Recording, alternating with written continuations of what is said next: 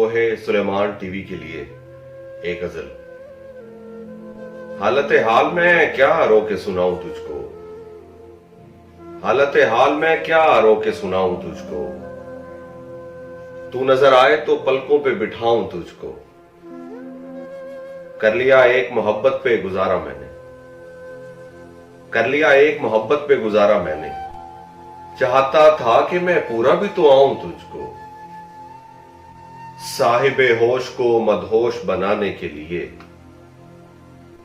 साहिबे होश को मदहोश बनाने के लिए आयते हुस्न पढ़ूं देखता जाऊं तुझको।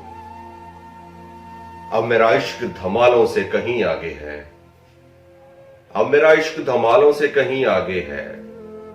अब जरूरी है कि मैं वजद में लाऊं तुझको।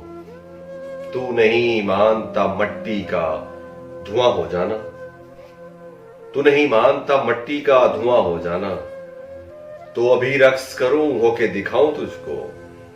क्यों किसी और की आंखों का कसीदा लिखूं, क्यों किसी और की मिद्दत से जलाऊं तुझको। उसने एक बार बड़े प्यार से बोला था सईद, मेरा दिल है कभी सीने से लगाऊं।